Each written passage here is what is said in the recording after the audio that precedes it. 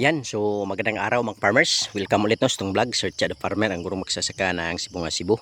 So for today's vlog mga farmers, akin pong ibabahagi sa inyo yung aking ika-12 pitas ng aking Galaxy Max F1 Ampalaya. So yan po siya mga farmers. Okay, so nandyan sa mga plot mga farmers na lalagay natin yung ating mga na-harvest.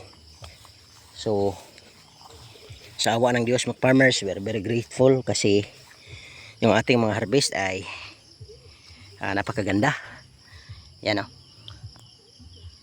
na-maintain natin yung kagandahan ng ating harvest mga farmers, at saka yung mga bunga ng ating ampalaya ay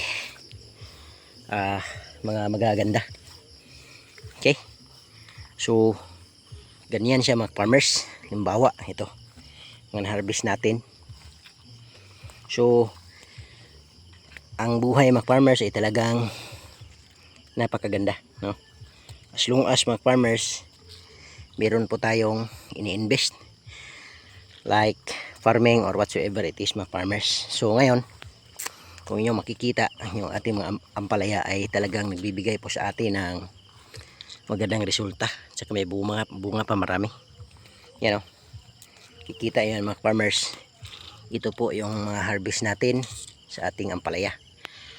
At saka marami pang iba mga farmers nandoon, kasi malaki pang area mga farmers.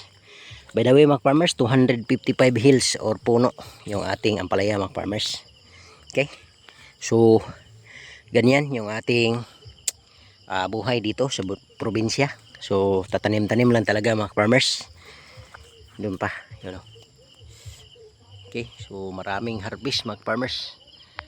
Kaya very thankful tayo sa ating Panginoon, dahil kumbaga nga, pag nagsusumikap lang, God will always provide mga farmers. Okay, so maraming salamat, at saka ingat po kayong lahat mga farmers.